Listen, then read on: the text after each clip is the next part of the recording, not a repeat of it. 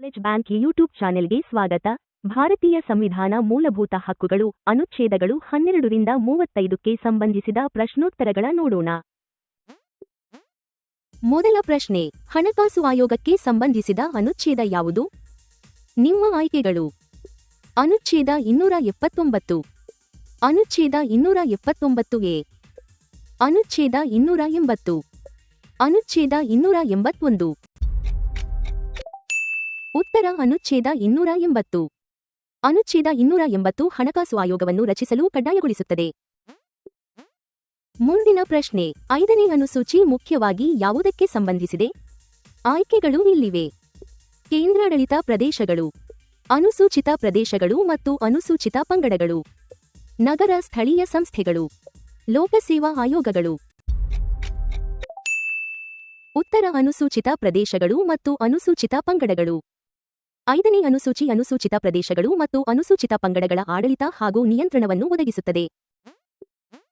ಆಡಳಿತಾತ್ಮಕ ನ್ಯಾಯಮಂಡಳಿಗಳಿಗೆ ಸಂಬಂಧಿಸಿದ ಅನುಚ್ಛೇದ ಯಾವುದು?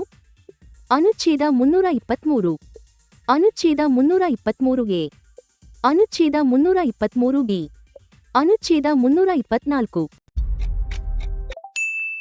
ಅನುಚ್ಛೇದ 323 ಎ. ಅನುಚ್ಛೇದ 323 ಎ ಸಾರ್ವಜನಿಕ ಸೇವಾ ವಿವಾದಗಳಿಗೆ ಆಡಳಿತಾತ್ಮಕ ನ್ಯಾಯಮಂಡಳಿಗಳನ್ನು ಸ್ಥಾಪಿಸಲು ಅವಕಾಶ ನೀಡುತ್ತದೆ. ಈ ಮುಂದಿನ ಪ್ರಶ್ನೆಗೆ ಉತ್ತರಿಸಿ. ಆಕಸ್ಮಿಕ ನಿಧಿಗಳಿಗೆ ಸಂಬಂಧಿಸಿದ ಅನುಚ್ಛೇದ ಯಾವುದು? ಈ ಆಯ್ಕೆಗಳಿಂದ ಸರಿಯಾದ ಉತ್ತರವನ್ನು ಆರಿಸಿ. ಅನುಚ್ಛೇದ 266, ಅನುಚ್ಛೇದ 267, ಅನುಚ್ಛೇದ 269, ಅನುಚ್ಛೇದ 280.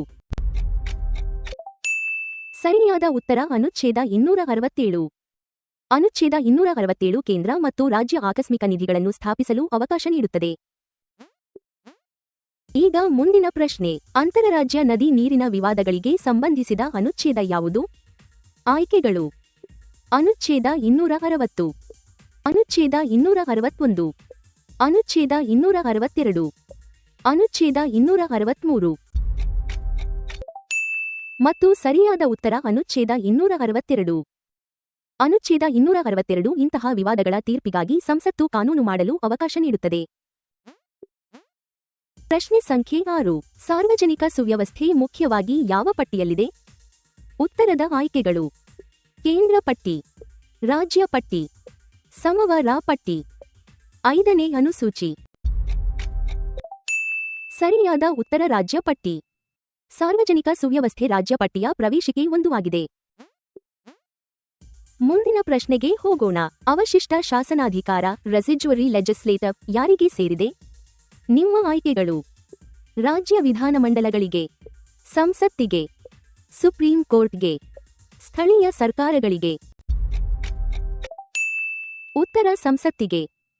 ಅನುಚ್ಛೇದ 248 ಸಂಸತ್ತಿಗೆ ವಿಶೇಷ ಅವಶಿಷ್ಟ ಶಾಸನಾಧಿಕಾರ ನೀಡುತ್ತದೆ. ಈಗ ಮುಂದಿನ ಪ್ರಶ್ನೆ, ಅಪರಾಧ ಕಾನೂನು ಮುಖ್ಯವಾಗಿ ಯಾವ ಪಟ್ಟಿಯಲ್ಲಿ ಸೇರಿದೆ? ನಿಮ್ಮ ಆಯ್ಕೆಗಳು: ಕೇಂದ್ರ ಪಟ್ಟಿ, ರಾಜ್ಯ ಪಟ್ಟಿ, ಸಮವರ ಪಟ್ಟಿ, 6ನೇ ಅನುಸೂಚಿ. ಸರಿಯಾದ ಉತ್ತರ ಸಮವರ ಪಟ್ಟಿ. ಸೂಚಿಸಲಾದ ವಿನಾಯಿತಿಗಳಿಗೆ ಒಳಪಟ್ಟಂತೆ ಅಪರಾಧ ಕಾನೂನು ಸಮವರ ಪಟ್ಟಿಯಲ್ಲಿ ಸೇರಿದೆ. ಈಗ ಮುಂದಿನ ಪ್ರಶ್ನೆ, ಅಂತರರಾಜ್ಯ ಮಂಡಳಿಗೆ ಸಂಬಂಧಿಸಿದ ಅನುಚ್ಛೇದ ಯಾವುದು? ಉತ್ತರದ ಆಯ್ಕೆಗಳು: ಅನುಚ್ಛೇದ 256, ಅನುಚ್ಛೇದ 258, ಅನುಚ್ಛೇದ 262, ಅನುಚ್ಛೇದ 263. ಮತ್ತು ಸರಿಯಾದ ಉತ್ತರ ಅನುಚ್ಛೇದ 263. ಅನುಚ್ಛೇದ 263 ಅಂತರರಾಜ್ಯ ಮಂಡಳಿಯನ್ನು ಸ್ಥಾಪಿಸಲು ಅಧಿಕಾರ ನೀಡುತ್ತದೆ. ಮುಂದಿನ ಪ್ರಶ್ನೆ, ಜಿಎಸ್ಟಿ ಮಂಡಳಿಯ ಅಧ್ಯಕ್ಷರು ಯಾರು? ಆಯ್ಕೆಗಳು ಇಲ್ಲಿವೆ: ಪ್ರಧಾನಮಂತ್ರಿ, ಕೇಂದ್ರ ಹಣಕಾಸು ಸಚಿವರು, ರಾಷ್ಟ್ರಪತಿ, ಹಣಕಾಸು ಆಯೋಗದ ಅಧ್ಯಕ್ಷರು. ಸರಿಯಾದ ಉತ್ತರ ಕೇಂದ್ರ ಹಣಕಾಸು ಸಚಿವರು. ಅನುಚ್ಛೇದ 279 ಕೇಂದ್ರ ಹಣಕಾಸು ಸಚಿವರನ್ನು ಜಿಎಸ್ಟಿ ಮಂಡಳಿಯ ಅಧ್ಯಕ್ಷರನ್ನಾಗಿ ಮಾಡುತ್ತದೆ. ಈಗ ಮುಂದಿನ ಪ್ರಶ್ನೆ, 6ನೇ ಅನುಸೂಚಿ ಯಾವ ರಾಜ್ಯಗಳ ಬುಡಕಟ್ಟು ಪ್ರದೇಶಗಳಿಗೆ ಅನ್ವಯಿಸುತ್ತದೆ? ಆಯ್ಕೆಗಳು: ಅಸ್ಸಾಂ, ಮೇಘಾಲಯ, ತ್ರಿಪುರಾ ಮತ್ತು ಮಿಜೋರಾಂ. ಭಾರತದ ಎಲ್ಲಾ ರಾಜ್ಯಗಳು. ಅಸ್ಸಾಂ ಮತ್ತು ನಾಗಾಲ್ಯಾಂಡ್ ಮಾತ್ರ. ದೆಹಲಿ ಮತ್ತು ಪುದುಚೇರಿ. ಮತ್ತು ಸರಿಯಾದ ಉತ್ತರ ಅಸ್ಸಾಂ, ಮೇಘಾಲಯ, ತ್ರಿಪುರಾ ಮತ್ತು ಮಿಜೋರಾಂ. ಅನುಚ್ಛೇದ 244(2) ಆ 4 ರಾಜ್ಯಗಳ ಬುಡಕಟ್ಟು ಪ್ರದೇಶಗಳಿಗೆ 6ನೇ ಅನುಸೂಚಿಯನ್ನು ಅನ್ವಯಿಸುತ್ತದೆ. ಯುಪಿಎಸ್ಸಿಯ ಅಧ್ಯಕ್ಷರು ಮತ್ತು ಸದಸ್ಯರನ್ನು ಯಾರು ನೇಮಿಸುತ್ತಾರೆ?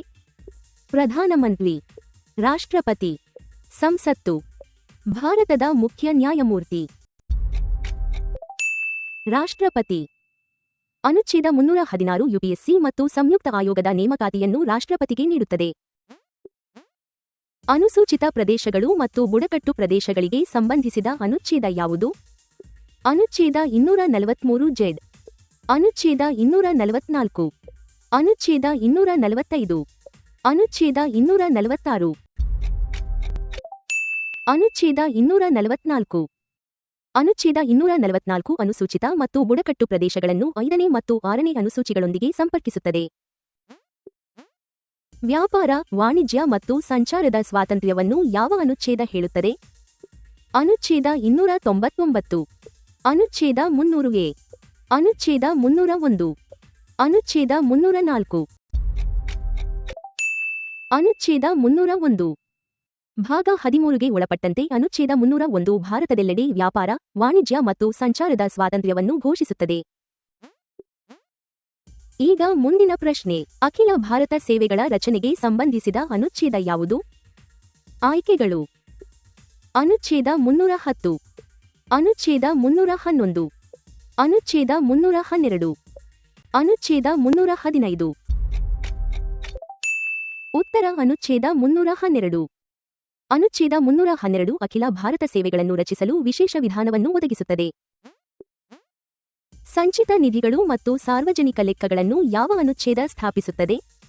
ಅನುಚ್ಛೇದ 265, ಅನುಚ್ಛೇದ 266, ಅನುಚ್ಛೇದ 267, ಅನುಚ್ಛೇದ 268, ಅನುಚ್ಛೇದ 266. ಅನುಚ್ಛೇದ 266 ಕೇಂದ್ರ ಮತ್ತು ರಾಜ್ಯಗಳ ಸಂಚಿತ ನಿಧಿಗಳು ಮತ್ತು ಸಾರ್ವಜನಿಕ ಲೆಕ್ಕಗಳನ್ನು ನಿಯಂತ್ರಿಸುತ್ತದೆ. ಈಗ ಮುಂದಿನ ಪ್ರಶ್ನೆ. 7ನೇ ಅನುಸೂಚಿಯಲ್ಲಿ ಎಷ್ಟು ಶಾಸನ ಪಟ್ಟಿಗಳಿವೆ? ಉತ್ತರದ ಆಯ್ಕೆಗಳು: 2, 3, 4, 5. ಸರಿಯಾದ ಉತ್ತರ 3. 7ನೇ ಅನುಸೂಚಿಯಲ್ಲಿ ಕೇಂದ್ರ ಪಟ್ಟಿ, ರಾಜ್ಯ ಪಟ್ಟಿ ಮತ್ತು ಸಮವರ ಪಟ್ಟಿ ಇವೆ. ಈ ಮುಂದಿನ ಪ್ರಶ್ನೆಗೆ ಉತ್ತರಿಸಿ. ಕೇಂದ್ರ ಸರ್ಕಾರದ ಒಪ್ಪಂದಗಳನ್ನು ಯಾರ ಹೆಸರಿನಲ್ಲಿ ಮಾಡಲಾಗಿದೆ ಎಂದು ವ್ಯಕ್ತಪಡಿಸಬೇಕು? ಉತ್ತರದ ಆಯ್ಕೆಗಳು: ಪ್ರಧಾನಮಂತ್ರಿ, ರಾಷ್ಟ್ರಪತಿ, ಹಣಕಾಸು ಸಚಿವರು, ಮಹಾನ್ಯಾಯವಾದಿ. ಸರಿಯಾದ ಉತ್ತರ ರಾಷ್ಟ್ರಪತಿ. ಅನುಚ್ಛೇದ 299 ಕೇಂದ್ರದ ಒಪ್ಪಂದಗಳನ್ನು ರಾಷ್ಟ್ರಪತಿಯ ಹೆಸರಿನಲ್ಲಿ ಮಾಡಲಾಗಿದೆ ಎಂದು ವ್ಯಕ್ತಪಡಿಸಲು ಕಡ್ಡಾಯಗೊಳಿಸುತ್ತದೆ. 3 ಪಟ್ಟಿಗಳ ನಡುವೆ ಶಾಸನ ವಿಷಯಗಳನ್ನು ಮುಖ್ಯವಾಗಿ ಹಂಚುವ ಅನುಚ್ಛೇದ ಯಾವುದು? ಅನುಚ್ಛೇದ 245, ಅನುಚ್ಛೇದ 246, ಅನುಚ್ಛೇದ 248, ಅನುಚ್ಛೇದ 254, ಅನುಚ್ಛೇದ 246. ಅನುಚ್ಛೇದ 246 7ನೇ ಅನುಸೂಚಿಯ ಪಟ್ಟಿಯ 2 ಮತ್ತು 3 ಮೂಲಕ ಶಾಸನಾಧಿಕಾರವನ್ನು ಹಂಚುತ್ತದೆ. ಕಾನೂನಿನ ಅಧಿಕಾರವಿಲ್ಲದೆ ಆಸ್ತಿಯಿಂದ ವಂಚಿಸುವುದನ್ನು ತಡೆಯುವ ಅನುಚ್ಛೇದ ಯಾವುದು? ಅನುಚ್ಛೇದ 299, ಅನುಚ್ಛೇದ 300, ಅನುಚ್ಛೇದ 300(a), ಅನುಚ್ಛೇದ 301, ಅನುಚ್ಛೇದ 300(a). ಅನುಚ್ಛೇದ 300 ಆಸ್ತಿಯಿಂದ ವಂಚಿಸಲು ಕಾನೂನಿನ ಅಧಿಕಾರ ಅಗತ್ಯವೆಂದು ಹೇಳುತ್ತದೆ. ಈ ಮುಂದಿನ ಪ್ರಶ್ನೆಗೆ ಉತ್ತರಿಸಿ. ಕೇಂದ್ರ ಮತ್ತು ರಾಜ್ಯಗಳಿಗೆ ಲೋಕಸೇವಾ ಆಯೋಗಗಳನ್ನು ಸ್ಥಾಪಿಸುವ ಅನುಚ್ಛೇದ ಯಾವುದು? ನಿಮ್ಮ ಆಯ್ಕೆಗಳು: ಅನುಚ್ಛೇದ 312, ಅನುಚ್ಛೇದ 315, ಅನುಚ್ಛೇದ 316, ಅನುಚ್ಛೇದ 320. ಸರಿಯಾದ ಉತ್ತರ ಅನುಚ್ಛೇದ 315. ಅನುಚ್ಛೇದ 315 ಕೇಂದ್ರ ಮತ್ತು ರಾಜ್ಯ ಲೋಕಸೇವಾ ಆಯೋಗಗಳನ್ನು ಒದಗಿಸುತ್ತದೆ. ಕೇಂದ್ರ ಮತ್ತು ರಾಜ್ಯ ಸೇವೆಗಳ ನೇಮಕಾತಿ ಹಾಗೂ ಸೇವಾ ಷರತ್ತುಗಳನ್ನು ಯಾವ ಅನುಚ್ಛೇದ ನಿಯಂತ್ರಿಸುತ್ತದೆ? ಅನುಚ್ಛೇದ 308, ಅನುಚ್ಛೇದ 309, ಅನುಚ್ಛೇದ 310, ಅನುಚ್ಛೇದ 311, ಅನುಚ್ಛೇದ 309. ಅನುಚ್ಛೇದ 309 ಶಾಸನ ಮತ್ತು ಮಧ್ಯಂತರ ಸೇವಾ ನಿಯಮಗಳಿಗೆ ಅಧಿಕಾರ ನೀಡುತ್ತದೆ. ರಾಜ್ಯ ಲೋಕಸೇವಾ ಆಯೋಗದ ಅಧ್ಯಕ್ಷರು ಮತ್ತು ಸದಸ್ಯರನ್ನು ಯಾರು ನೇಮಿಸುತ್ತಾರೆ? ರಾಷ್ಟ್ರಪತಿ, ರಾಜ್ಯಪಾಲರು, ಮುಖ್ಯಮಂತ್ರಿ, ರಾಜ್ಯ ವಿಧಾನಮಂಡಲ. ರಾಜ್ಯಪಾಲರು. ಅನುಚ್ಛೇದ 316 ರಾಜ್ಯ ಆಯೋಗದ ನೇಮಕಾತಿಯನ್ನು ರಾಜ್ಯಪಾಲರಿಗೆ ನೀಡುತ್ತದೆ. ಕಾನೂನಿನ ಅಧಿಕಾರವಿಲ್ಲದೆ ಯಾವುದೇ ತೆರಿಗೆ ವಿಧಿಸಲಾಗುವುದಿಲ್ಲ ಎಂದು ಹೇಳುವ ಅನುಚ್ಛೇದ ಯಾವುದು? ಅನುಚ್ಛೇದ 264, ಅನುಚ್ಛೇದ 265, ಅನುಚ್ಛೇದ 266, ಅನುಚ್ಛೇದ 267, ಅನುಚ್ಛೇದ 265. ಅನುಚ್ಛೇದ 265 ತೆರಿಗೆ ವಿಧಿಸಲು ಕಾನೂನುಬದ್ಧ ಅಧಿಕಾರ ಅಗತ್ಯವೆಂದು ಸ್ಥಾಪಿಸುತ್ತದೆ. ತೆರಿಗೆ ಮತ್ತು ಕಾರ್ಮಿಕ ವಿವಾದಗಳಂತಹ ನಿರ್ದಿಷ್ಟ ವಿಷಯಗಳಿಗೆ ನ್ಯಾಯಮಂಡಳಿಗಳನ್ನು ಸ್ಥಾಪಿಸಲು ಯಾವ ಅನುಚ್ಛೇದ ಅವಕಾಶ ನೀಡುತ್ತದೆ? ಅನುಚ್ಛೇದ 321, ಅನುಚ್ಛೇದ 322, ಅನುಚ್ಛೇದ 323 ಎ, ಅನುಚ್ಛೇದ 323 ಬಿ, ಅನುಚ್ಛೇದ 323 ಬಿ. ಅನುಚ್ಛೇದ 323 ಬಿ ಹೆಚ್ಚಿನ ವ್ಯಾಪ್ತಿಯ ನ್ಯಾಯಮಂಡಳಿ ವಿಷಯಗಳನ್ನು ಪಟ್ಟಿ ಮಾಡುತ್ತದೆ. ಹಣಕಾಸು ಆಯೋಗವು ಯಾರಿಂದ ಕೂಡಿರುತ್ತದೆ? ಒಬ್ಬ ಅಧ್ಯಕ್ಷರು ಮತ್ತು 2 ಸದಸ್ಯರು. ಒಬ್ಬ ಅಧ್ಯಕ್ಷರು ಮತ್ತು ಇತರ 4 ಸದಸ್ಯರು. 5 ರಾಜ್ಯಪಾಲರು, ಕೇಂದ್ರ ಹಣಕಾಸು ಸಚಿವರು ಮತ್ತು ರಾಜ್ಯ ಸಚಿವರು. ಒಬ್ಬ ಅಧ್ಯಕ್ಷರು ಮತ್ತು ಇತರ 4 ಸದಸ್ಯರು. ಅನುಚ್ಛೇದ 280 ಒಬ್ಬ ಅಧ್ಯಕ್ಷರು ಮತ್ತು ಇತರ 4 ಸದಸ್ಯರನ್ನು ಒದಗಿಸುತ್ತದೆ. ಈ ಮುಂದಿನ ಪ್ರಶ್ನೆಗೆ ಉತ್ತರಿಸಿ. ಅನುಚ್ಛೇದ 311 ಯಾವ ಅಧಿಕಾರಿಯಿಂದ ವಜಾ ಮಾಡುವುದನ್ನು ನಿಷೇಧಿಸುತ್ತದೆ? ಆಯ್ಕೆಗಳು ಇಲ್ಲಿವೆ. ನೇಮಕಾತಿ ಪ್ರಾಧಿಕಾರಕ್ಕಿಂತ ಮೇಲಿನ ಅಧಿಕಾರಿಯಿಂದ, ನೇಮಕಾತಿ ಪ್ರಾಧಿಕಾರಕ್ಕಿಂತ ಅಧೀನ ಅಧಿಕಾರಿಯಿಂದ, ಉದ್ಯೋಗಿಯ ಇಲಾಖೆಯ ಹೊರಗಿನ ಅಧಿಕಾರಿಯಿಂದ ಮಾತ್ರ, ಸಂಸತ್ತು ಆಯ್ಕೆ ಮಾಡಿದ ಅಧಿಕಾರಿಯಿಂದ. ಮತ್ತು ಸರಿಯಾದ ಉತ್ತರ ನೇಮಕಾತಿ ಪ್ರಾಧಿಕಾರಕ್ಕಿಂತ ಅಧೀನ ಅಧಿಕಾರಿಯಿಂದ. ನಾಗರಿಕ ಸೇವಕರನ್ನು ನೇಮಕಾತಿ ಪ್ರಾಧಿಕಾರಕ್ಕಿಂತ ಅಧೀನವಾದ ಅಧಿಕಾರಿಯು ವಜಾಗೊಳಿಸಲು ಅಥವಾ ಸೇವೆಯಿಂದ ತೆಗೆದುಹಾಕಲು ಸಾಧ್ಯವಿಲ್ಲ. ಮುಂದಿನ ಪ್ರಶ್ನೆ. ನ್ಯಾಯಮಂಡಳಿಗಳಿಗೆ ಸಂಬಂಧಿಸಿದ ಭಾಗ XIVAಯನ್ನು ಯಾವ ತಿದ್ದುಪಡಿ ಸೇರಿಸಿತು? ಆಯ್ಕೆಗಳು. 42ನೇ ತಿದ್ದುಪಡಿ, 44ನೇ ತಿದ್ದುಪಡಿ, 73ನೇ ತಿದ್ದುಪಡಿ, 91ನೇ ತಿದ್ದುಪಡಿ. ಉತ್ತರ 42ನೇ ತಿದ್ದುಪಡಿ. 42ನೇ ತಿದ್ದುಪಡಿ ಅನುಚ್ಛೇದಗಳು 323 ಎ ಮತ್ತು 323 ಬಿ ಅನ್ನು ಸೇರಿಸಿತು. ಅನುಚ್ಛೇದ 249ರ ನಿರ್ಣಯಕ್ಕೆ ಯಾವ ಬಹುಮತ ಅಗತ್ಯ? ಸರಳ ಬಹುಮತ. ಹಾಜರಿದ್ದು ಮತ ಚಲಾಯಿಸಿದ ಸದಸ್ಯರ 3ರಲ್ಲಿ 2 ಭಾಗದ ಬಹುಮತ. ಒಟ್ಟು ಸದಸ್ಯರ 3ರಲ್ಲಿ 2 ಭಾಗದ ಬಹುಮತ. ಒಟ್ಟು ಸದಸ್ಯರ 4ರಲ್ಲಿ 3 ಭಾಗದ ಬಹುಮತ. ಹಾಜರಿದ್ದು ಮತ ಚಲಾಯಿಸಿದ ಸದಸ್ಯರ 3ರಲ್ಲಿ 2 ಭಾಗದ ಬಹುಮತ. ನಿರ್ಣಯಕ್ಕೆ ಹಾಜರಿದ್ದು ಮತ ಚಲಾಯಿಸಿದ ಸದಸ್ಯರ ಕನಿಷ್ಠ 3ರಲ್ಲಿ 2 ಭಾಗದ ಬೆಂಬಲ ಅಗತ್ಯ. ಈ ಮುಂದಿನ ಪ್ರಶ್ನೆಗೆ ಉತ್ತರಿಸಿ. ಹಣಕಾಸು ಆಯೋಗವನ್ನು ಸಾಮಾನ್ಯವಾಗಿ ಎಷ್ಟು ವರ್ಷಕ್ಕೊಮ್ಮೆ ರಚಿಸಲಾಗುತ್ತದೆ? ಆಯ್ಕೆಗಳು ಇಲ್ಲಿವೆ. 3 ವರ್ಷ, 4 ವರ್ಷ, 5 ವರ್ಷ, 10 ವರ್ಷ. ಸರಿಯಾದ ಉತ್ತರ 5 ವರ್ಷ. ರಾಷ್ಟ್ರಪತಿ ಪ್ರತಿ 5ನೇ ವರ್ಷ ಅಥವಾ ಅಗತ್ಯವೆಂದು ಪರಿಗಣಿಸಿದರೆ ಅದಕ್ಕೂ ಮೊದಲು ಹಣಕಾಸು ಆಯೋಗವನ್ನು ರಚಿಸುತ್ತಾರೆ. ಅನುಚ್ಛೇದ 323 ರ ಅಡಿಯಲ್ಲಿ ಕಾನೂನು ಮಾಡುವ ಅಧಿಕಾರ ಯಾರಿಗೆ ಮಾತ್ರ ಇದೆ? ಸಂಸತ್ತಿಗೆ ಮಾತ್ರ, ರಾಜ್ಯ ವಿಧಾನಮಂಡಲಗಳಿಗೆ ಮಾತ್ರ, ರಾಷ್ಟ್ರಪತಿಗೆ ಮಾತ್ರ, ಯಾವುದೇ ಸ್ಥಳೀಯ ಪ್ರಾಧಿಕಾರಕ್ಕೆ. ಸಂಸತ್ತಿಗೆ ಮಾತ್ರ. ಅನುಚ್ಛೇದ 323 ಈ ಆಡಳಿತಾತ್ಮಕ ನ್ಯಾಯಮಂಡಳಿಗಳ ಕಾನೂನು ರಚನೆಯನ್ನು ಸಂಸತ್ತಿಗೆ ಮಾತ್ರ ಮೀಸಲಿಡುತ್ತದೆ. ಪ್ರಶ್ನೆ ಸಂಖ್ಯೆ 32. ಅನುಚ್ಛೇದ 298 ಕೇಂದ್ರ ಮತ್ತು ರಾಜ್ಯಗಳಿಗೆ ಯಾವ ಅಧಿಕಾರ ನೀಡುತ್ತದೆ? ಉತ್ತರದ ಆಯ್ಕೆಗಳು. ವ್ಯಾಪಾರ ಅಥವಾ ವ್ಯವಹಾರ ನಡೆಸುವುದು ಹಾಗೂ ಆಸ್ತಿಯನ್ನು ಸಂಪಾದಿಸುವುದು, ಹೊಂದಿರುವುದು ಅಥವಾ ವಿಲೇವಾರಿ ಮಾಡುವುದು. ಒಪ್ಪಂದದ ಮೂಲಕ ಸಂವಿಧಾನ ತಿದ್ದುಪಡಿ ಮಾಡುವುದು. ಶಾಸನವಿಲ್ಲದೆ ತೆರಿಗೆ ವಿಧಿಸುವುದು. ಕಾನೂನಿಲ್ಲದೆ ನ್ಯಾಯಾಲಯಗಳನ್ನು ರಚಿಸುವುದು. ಉತ್ತರ ವ್ಯಾಪಾರ ಅಥವಾ ವ್ಯವಹಾರ ನಡೆಸುವುದು ಹಾಗೂ ಆಸ್ತಿಯನ್ನು ಸಂಪಾದಿಸುವುದು, ಹೊಂದಿರುವುದು ಅಥವಾ ವಿಲೇವಾರಿ ಮಾಡುವುದು. ಶಾಸನಾತ್ಮಕ ಮಿತಿಗಳಿಗೆ ಒಳಪಟ್ಟಂತೆ ಅವರ ಕಾರ್ಯನಿರ್ವಾಹಕ ಅಧಿಕಾರವು ವ್ಯಾಪಾರ, ವ್ಯವಹಾರ, ಆಸ್ತಿ ಮತ್ತು ಒಪ್ಪಂದಗಳಿಗೆ ವಿಸ್ತರಿಸುತ್ತದೆ.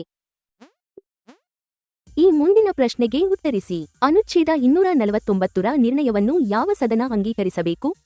ಈ ಆಯ್ಕೆಗಳಿಂದ ಸರಿಯಾದ ಉತ್ತರವನ್ನು ಆರಿಸಿ. ಲೋಕಸಭೆ, ರಾಜ್ಯಸಭೆ, ಜಂಟಿ ಅಧಿವೇಶನ, ಅರ್ಧದಷ್ಟು ರಾಜ್ಯ ವಿಧಾನಮಂಡಲಗಳು. ಸರಿಯಾದ ಉತ್ತರ ರಾಜ್ಯಸಭೆ. ರಾಷ್ಟ್ರೀಯ ಹಿತಾಸಕ್ತಿಯಲ್ಲಿ ರಾಜ್ಯ ಪಟ್ಟಿಯ ವಿಷಯದ ಮೇಲೆ ಸಂಸತ್ತು ಕಾನೂನು ಮಾಡಲು ರಾಜ್ಯಸಭೆ ಅಧಿಕಾರ ನೀಡಬಹುದು. ಜಿಎಸ್ಟಿ ಮಂಡಳಿಯ ಒಟ್ಟು ಸದಸ್ಯರ ಎಷ್ಟು ಭಾಗ ಕೋರಂ ಆಗಿರುತ್ತದೆ?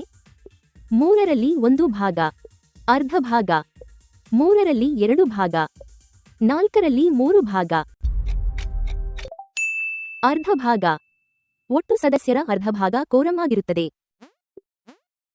ಅನುಚ್ಛೇದ 254ರ ವಿರೋಧಾಭಾಸವು ಮುಖ್ಯವಾಗಿ ಯಾವ ಪಟ್ಟಿಯ ಕಾನೂನುಗಳಿಗೆ ಸಂಬಂಧಿಸಿದೆ? ಕೇಂದ್ರ ಪಟ್ಟಿಯ ವಿಷಯಗಳು, ಸಮವಾರ ಪಟ್ಟಿಯ ವಿಷಯಗಳು, ರಾಜ್ಯ ತೆರಿಗೆ ವಿಷಯಗಳು ಮಾತ್ರ, ಅನುಸೂಚಿತ ಪ್ರದೇಶಗಳು ಮಾತ್ರ. ಸಮವಾರ ಪಟ್ಟಿಯ ವಿಷಯಗಳು. ಅನುಚ್ಛೇದ 254 ಸಮವಾರ ಪಟ್ಟಿಯ ವಿಷಯಗಳಲ್ಲಿ ಸಂಸತ್ತಿನ ಮತ್ತು ರಾಜ್ಯದ ಕಾನೂನುಗಳ ನಡುವಿನ ಅಸಂಗತತೆಯನ್ನು ಪರಿಹರಿಸುತ್ತದೆ.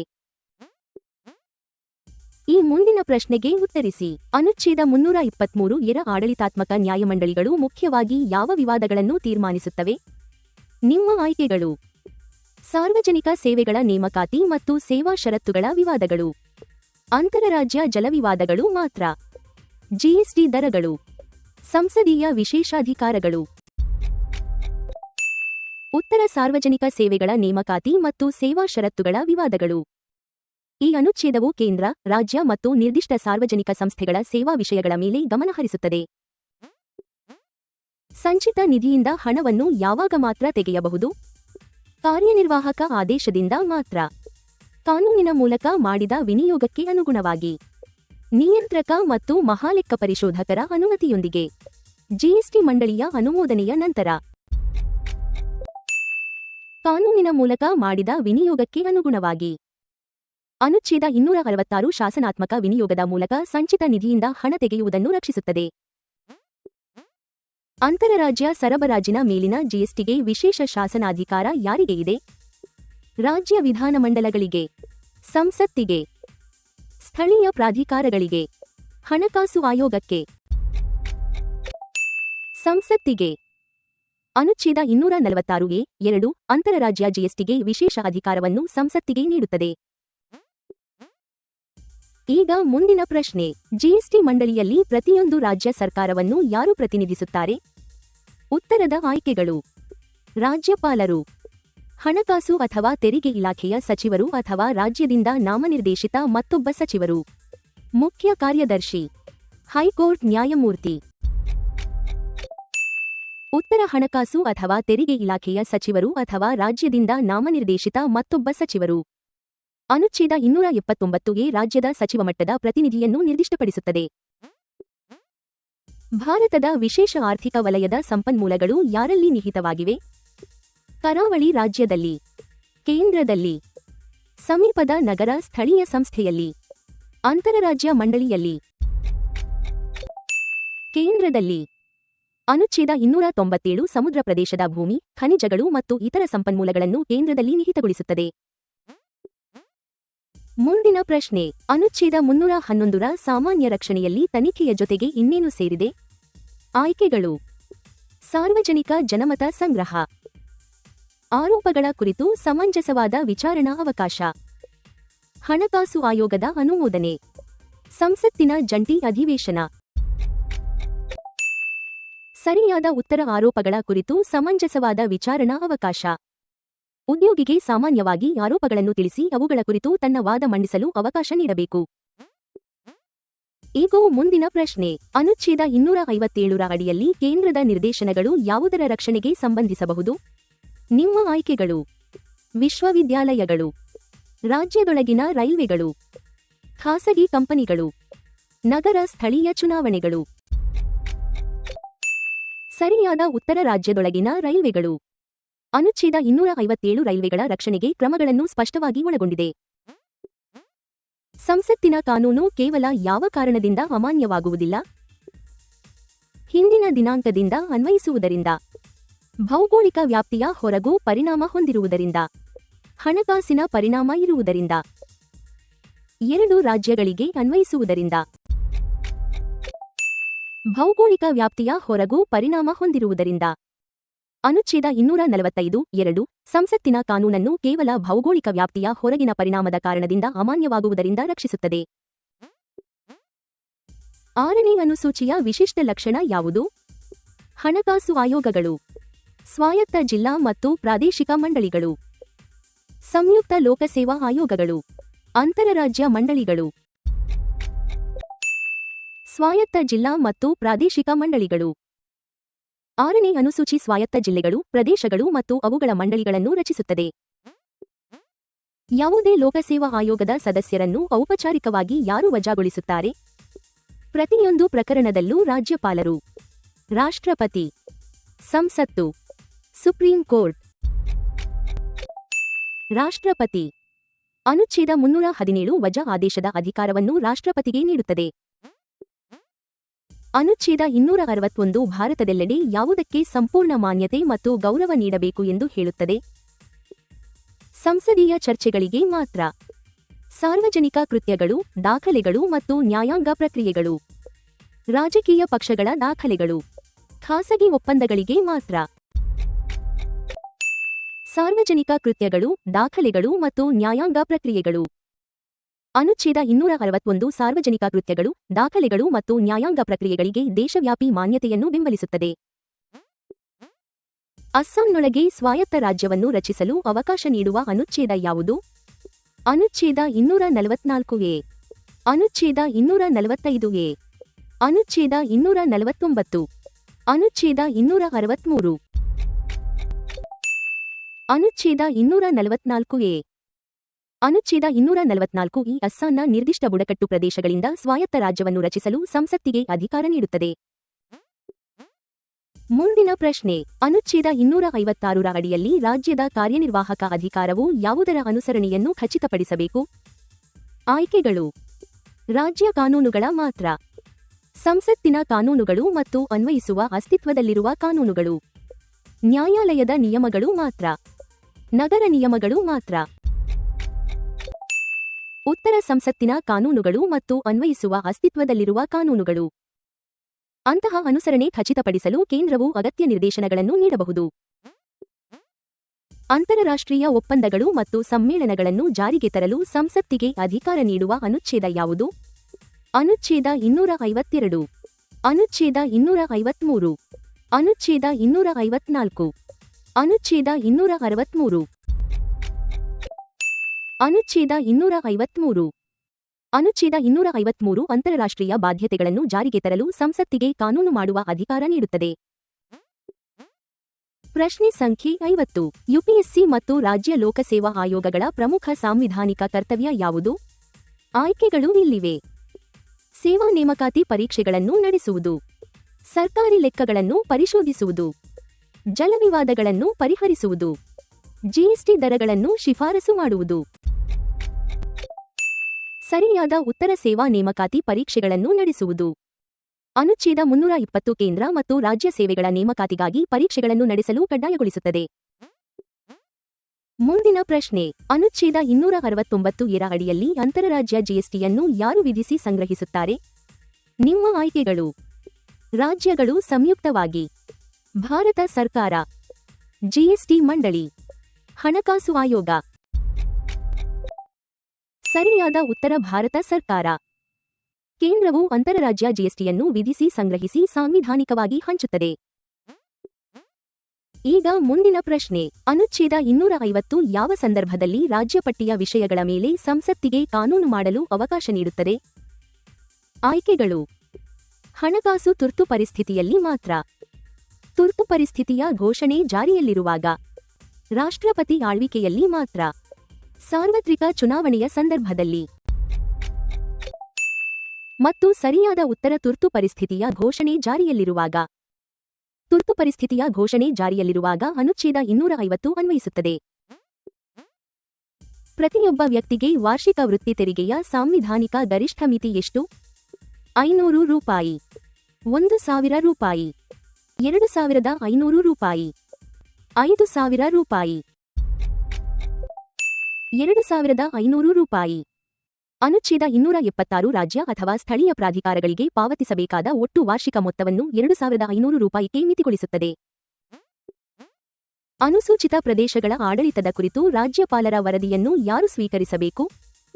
ಮುಖ್ಯಮಂತ್ರಿ, ರಾಷ್ಟ್ರಪತಿ, ರಾಜ್ಯ ವಿಧಾನಮಂಡಲ, ಹಣಕಾಸು ಆಯೋಗ. ರಾಷ್ಟ್ರಪತಿ. 5ನೇ ಅನುಸೂಚಿಯ ಪ್ರಕಾರ ಪ್ರತಿ ವರ್ಷ ಅಥವಾ ರಾಷ್ಟ್ರಪತಿ ಕೇಳಿದಾಗ ವರದಿಯನ್ನು ರಾಷ್ಟ್ರಪತಿಗೆ ಸಲ್ಲಿಸಬೇಕು. ಯುಪಿಎಸ್ಸಿ ಸದಸ್ಯರು 6 ವರ್ಷ ಅಥವಾ ಯಾವ ವಯಸ್ಸಿನವರೆಗೆ ಸೇವೆ ಸಲ್ಲಿಸುತ್ತಾರೆ? 60 ವರ್ಷ, 62 ವರ್ಷ, 65 ವರ್ಷ, 68 ವರ್ಷ. 65 ವರ್ಷ. 6 ವರ್ಷ ಅಥವಾ 65 ವರ್ಷ ವಯಸ್ಸು ಯಾವುದು ಮೊದಲು ಸಂಭವಿಸುತ್ತದೆಯೋ ಅದುವರೆಗೆ ಯುಪಿಎಸ್ಸಿ ಸದಸ್ಯರು ಸೇವೆ ಸಲ್ಲಿಸುತ್ತಾರೆ. ಈ ಮುಂದಿನ ಪ್ರಶ್ನೆಗೆ ಉತ್ತರಿಸಿ. ಭಾರತದ ಆಕಸ್ಮಿಕ ನಿಧಿಯನ್ನು ಯಾರ ವಶದಲ್ಲಿಡಲಾಗುತ್ತದೆ? ಈ ಆಯ್ಕೆಗಳಿಂದ ಸರಿಯಾದ ಉತ್ತರವನ್ನು ಆರಿಸಿ. ಪ್ರಧಾನಮಂತ್ರಿ, ರಾಷ್ಟ್ರಪತಿ, ಹಣಕಾಸು ಆಯೋಗ, ನಿಯಂತ್ರಕ ಮತ್ತು ಮಹಾಲೆಕ್ಕ ಪರಿಶೋಧಕ. ಸರಿಯಾದ ಉತ್ತರ ರಾಷ್ಟ್ರಪತಿ.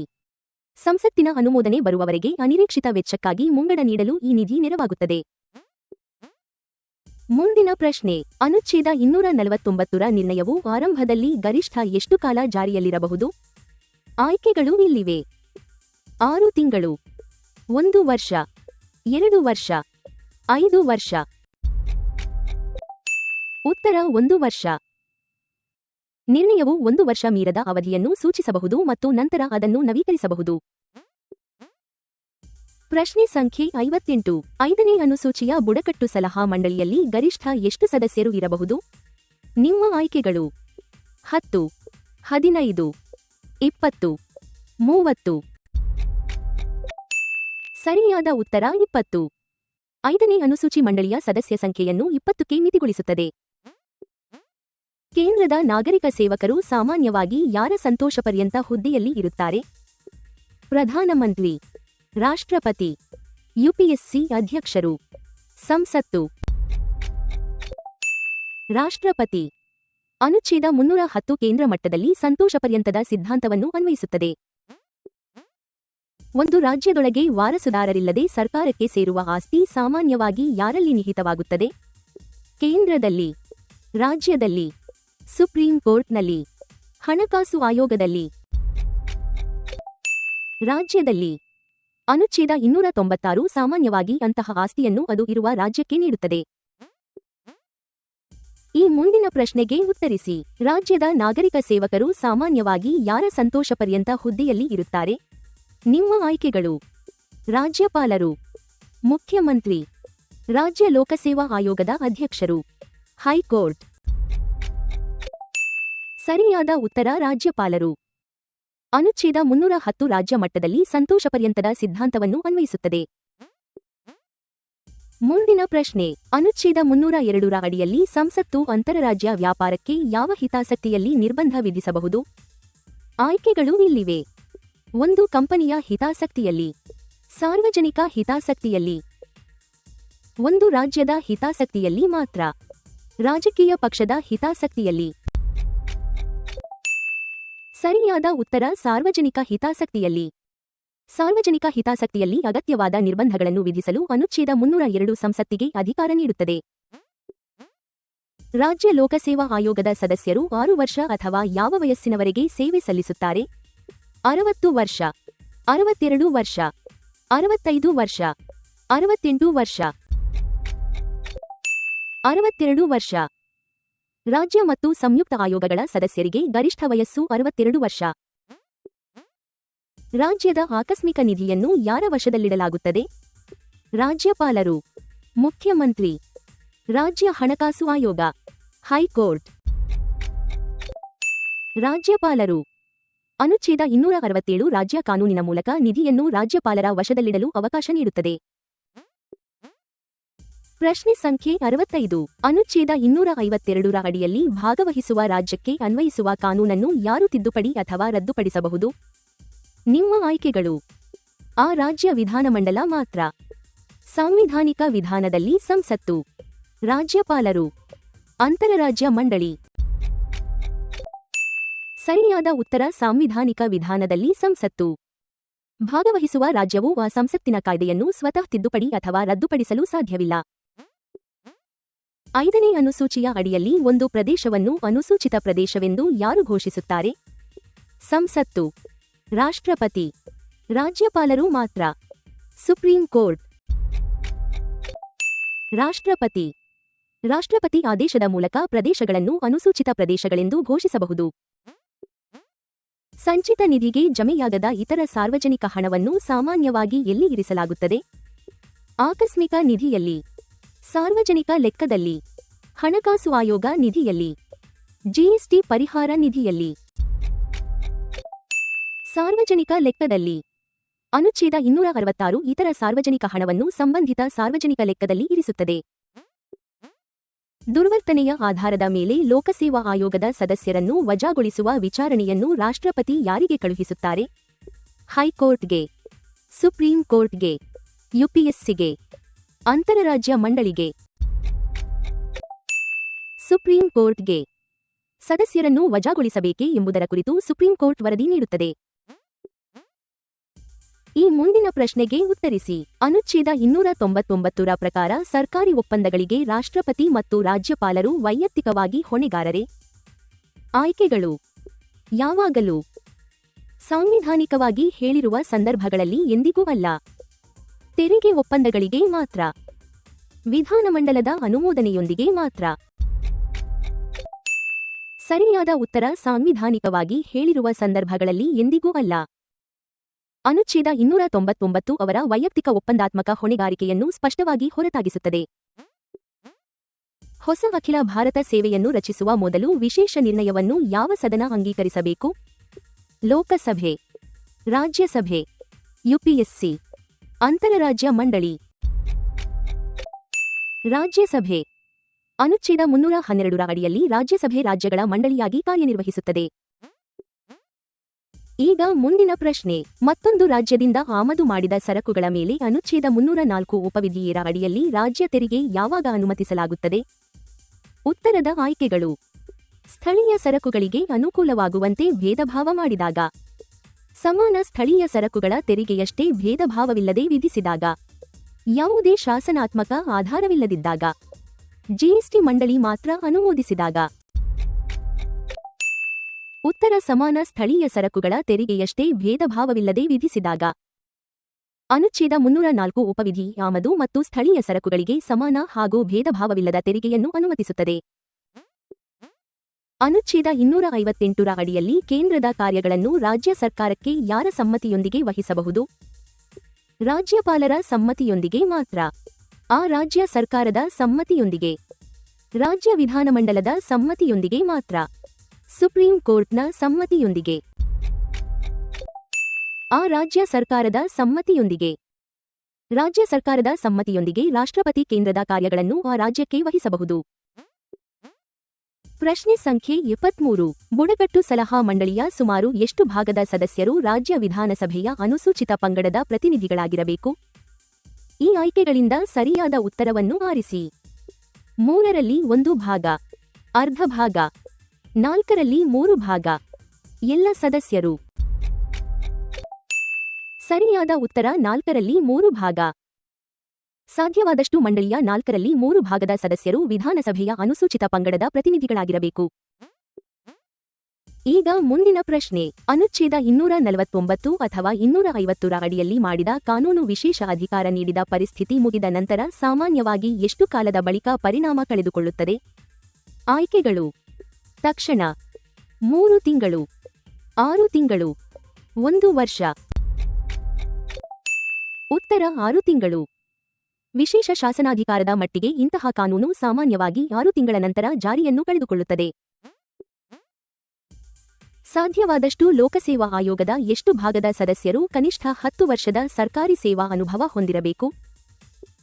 4ರಲ್ಲಿ 1 ಭಾಗ, 3ರಲ್ಲಿ 1 ಭಾಗ, ಅರ್ಧ ಭಾಗ, 4ರಲ್ಲಿ 3 ಭಾಗ.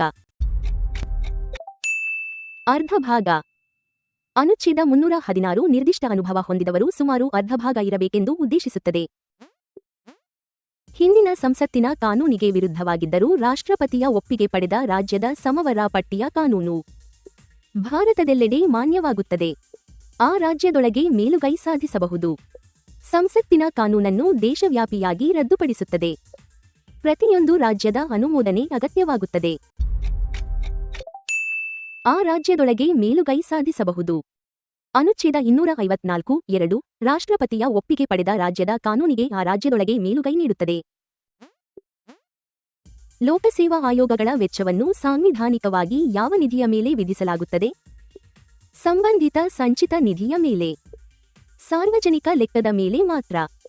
ಆಕಸ್ಮಿಕ ನಿಧಿಯ ಮೇಲೆ ಮಾತ್ರ. ವಾರ್ಷಿಕ ಪರೀಕ್ಷಾ ಶುಲ್ಕಗಳ ಮೇಲೆ. ಸಂಬಂಧಿತ ಸಂಚಿತ ನಿಧಿಯ ಮೇಲೆ. ಅನುಚ್ಛೇದ 322 ಯುಪಿಎಸ್ಸಿ ವೆಚ್ಚವನ್ನು ಭಾರತದ ಸಂಚಿತ ನಿಧಿಯ ಮೇಲೆ ಮತ್ತು ರಾಜ್ಯ ಲೋಕಸೇವಾ ಆಯೋಗದ ವೆಚ್ಚವನ್ನು ರಾಜ್ಯದ ಸಂಚಿತ ನಿಧಿಯ ಮೇಲೆ ವಿಧಿಸುತ್ತದೆ. ಜಿಎಸ್ಟಿ ಮಂಡಳಿಯ ಉಪಾಧ್ಯಕ್ಷರನ್ನು ಯಾರು ಆಯ್ಕೆ ಮಾಡುತ್ತಾರೆ? ರಾಷ್ಟ್ರಪತಿ. ರಾಜ್ಯಗಳ ಪ್ರತಿನಿಧಿಗಳು ತಮ್ಮೊಳಗಿಂದ. ಕೇಂದ್ರ ಹಣಕಾಸು ಸಚಿವರು. ಹಣಕಾಸು ಆಯೋಗ. ರಾಜ್ಯಗಳ ಪ್ರತಿನಿಧಿಗಳು ತಮ್ಮೊಳಗಿಂದ. ರಾಜ್ಯಗಳ ಸಚಿವ ಮಟ್ಟದ ಸದಸ್ಯರು ತಮ್ಮೊಳಗಿಂದ ಒಬ್ಬರನ್ನು ಉಪಾಧ್ಯಕ್ಷರಾಗಿ ಆಯ್ಕೆ ಮಾಡುತ್ತಾರೆ. ಅನುಚ್ಛೇದ 312ರ ರಾಜ್ಯಸಭಾ ನಿರ್ಣಯಕ್ಕೆ ಯಾವ ಬಹುಮತ ಅಗತ್ಯ? ಸರಳ ಬಹುಮತ. ಹಾಜರಿದ್ದು ಮತ ಚಲಾಯಿಸಿದ ಸದಸ್ಯರ 3ರಲ್ಲಿ 2 ಭಾಗದ ಬಹುಮತ. ಒಟ್ಟು ಸದಸ್ಯರ 3ರಲ್ಲಿ 2 ಭಾಗದ ಬಹುಮತ. ಒಟ್ಟು ಸದಸ್ಯರ 4ರಲ್ಲಿ 3 ಭಾಗದ ಬಹುಮತ. ಹಾಜರಿದ್ದು ಮತ ಚಲಾಯಿಸಿದ ಸದಸ್ಯರ 3ರಲ್ಲಿ 2 ಭಾಗದ ಬಹುಮತ. ನಿರ್ಣಯಕ್ಕೆ ಹಾಜರಿದ್ದು ಮತ ಚಲಾಯಿಸಿದ ಸದಸ್ಯರ ಕನಿಷ್ಠ 3ರಲ್ಲಿ 2 ಭಾಗದ ಬೆಂಬಲ ಅಗತ್ಯ. ಅನುಚ್ಛೇದ 279ರ ಅಡಿಯಲ್ಲಿ ತೆರಿಗೆಯ ನಿವ್ವಳ ಆದಾಯವನ್ನು ಯಾರು ಪ್ರಮಾಣೀಕರಿಸುತ್ತಾರೆ? ಹಣಕಾಸು ಆಯೋಗ. ಭಾರತದ ನಿಯಂತ್ರಕ ಮತ್ತು ಮಹಾಲೆಕ್ಕ ಪರಿಶೋಧಕ. ಜಿಎಸ್ಟಿ ಮಂಡಳಿ. ಕೇಂದ್ರ ಮಂತ್ರಿಮಂಡಲ. ಭಾರತದ ನಿಯಂತ್ರಕ ಮತ್ತು ಮಹಾಲೆಕ್ಕ ಪರಿಶೋಧಕ. ನಿವ್ವಳ ಆದಾಯದ ಕುರಿತು ನಿಯಂತ್ರಕ ಮತ್ತು ಮಹಾಲೆಕ್ಕ ಪರಿಶೋಧಕರ ಪ್ರಮಾಣಪತ್ರವು ಸಾಂವಿಧಾನಿಕವಾಗಿ ಅಂತಿಮವಾಗಿದೆ. ಅನುಚ್ಛೇದ 255ರಲ್ಲಿ ಹೇಳಿರುವ ಕೆಲವು ಶಿಫಾರಸುಗಳು ಅಥವಾ ಪೂರ್ವಾನುಮತಿಗಳ ಕೊರತೆಯನ್ನು ಮುಖ್ಯವಾಗಿ ಹೇಗೆ ಪರಿಗಣಿಸಲಾಗುತ್ತದೆ? ಮೂಲಭೂತ ಶಾಸನಾಧಿಕಾರದ ಕೊರತೆಯಾಗಿ. ನಿಗದಿತ ಒಪ್ಪಿಗೆಯಿಂದ ಸರಿಪಡಿಸಬಹುದಾದ ಕಾರ್ಯವಿಧಾನಾತ್ಮಕ ವಿಷಯಗಳಾಗಿ. ಸ್ವಯಂಚಾಲಿತ ವಿಸರ್ಜನೆಯ ಆಧಾರವಾಗಿ. ತೆರಿಗೆ ವಿನಾಯಿತಿಗಳಾಗಿ. ನಿಗದಿತ ಒಪ್ಪಿಗೆಯಿಂದ ಸರಿಪಡಿಸಬಹುದಾದ ಕಾರ್ಯವಿಧಾನಾತ್ಮಕ ವಿಷಯಗಳಾಗಿ. ಸಂವಿಧಾನದಲ್ಲಿ ಹೇಳಿರುವ ಸೂಕ್ತ ಒಪ್ಪಿಗೆ ದೊರೆತಿದ್ದರೆ ಅವುಗಳನ್ನು ಕಾರ್ಯವಿಧಾನಾತ್ಮಕ ವಿಷಯಗಳೆಂದು ಅನುಚ್ಛೇದ ಪರಿಗಣಿಸುತ್ತದೆ. ಜಿಎಸ್ಟಿ ಮಂಡಳಿಯ ಮತದಾನದಲ್ಲಿ ಕೇಂದ್ರ ಸರ್ಕಾರದ ಮತದ ತೂಕ ಎಷ್ಟು? 4ರಲ್ಲಿ 1 ಭಾಗ. 3ರಲ್ಲಿ 1 ಭಾಗ. ಅರ್ಧ ಭಾಗ. 3ರಲ್ಲಿ 2 ಭಾಗ. 3ರಲ್ಲಿ 1 ಭಾಗ. ಕೇಂದ್ರಕ್ಕೆ 3ರಲ್ಲಿ 1 ಭಾಗದ ತೂಕವಿದ್ದು ಎಲ್ಲ ರಾಜ್ಯಗಳಿಗೆ ಒಟ್ಟಾಗಿ 3ರಲ್ಲಿ 2 ಭಾಗದ ತೂಕವಿದೆ. ಪ್ರಶ್ನೆ ಸಂಖ್ಯೆ 83. ಅನುಚ್ಛೇದ 246(4)ರ ಅಡಿಯಲ್ಲಿ ರಾಜ್ಯ ಪಟ್ಟಿಯ ವಿಷಯದ ಮೇಲೆ ಸಂಸತ್ತು ಯಾರಿಗಾಗಿ ಕಾನೂನು ಮಾಡಬಹುದು? ನಿಮ್ಮ ಆಯ್ಕೆಗಳು. ಅದರ ಸಮ್ಮತಿಯಿರುವ ರಾಜ್ಯಕ್ಕಾಗಿ ಮಾತ್ರ. ಯಾವುದೇ ರಾಜ್ಯದೊಳಗೆ ಸೇರದ ಭಾರತದ ಪ್ರದೇಶಕ್ಕಾಗಿ. ಅನುಸೂಚಿತ ಪ್ರದೇಶಗಳಿಗಾಗಿ ಮಾತ್ರ. ಸ್ವಾಯತ್ತ ಜಿಲ್ಲೆಗಳಿಗಾಗಿ ಮಾತ್ರ. ಮತ್ತು ಸರಿಯಾದ ಉತ್ತರ ಯಾವುದೇ ರಾಜ್ಯದೊಳಗೆ ಸೇರದ ಭಾರತದ ಪ್ರದೇಶಕ್ಕಾಗಿ. ರಾಜ್ಯದೊಳಗೆ ಸೇರದ ಪ್ರದೇಶಕ್ಕಾಗಿ ರಾಜ್ಯ ಪಟ್ಟಿಯ ವಿಷಯದಲ್ಲಿಯೂ ಸಂಸತ್ತು ಕಾನೂನು ಮಾಡಬಹುದು. ಈ ಮುಂದಿನ ಪ್ರಶ್ನೆಗೆ ಉತ್ತರಿಸಿ. ಅನುಚ್ಛೇದ 304 ಉಪವಿಧಿ ಬಿ ರ ಅಡಿಯಲ್ಲಿ ಸಾರ್ವಜನಿಕ ಹಿತಾಸಕ್ತಿಯ ಸಮಂಜಸವಾದ ವ್ಯಾಪಾರ ನಿರ್ಬಂಧ ವಿಧಿಸುವ ರಾಜ್ಯ ಮಸೂದೆಗೆ ಏನು ಅಗತ್ಯ? ಈ ಆಯ್ಕೆಗಳಿಂದ ಸರಿಯಾದ ಉತ್ತರವನ್ನು ಆರಿಸಿ.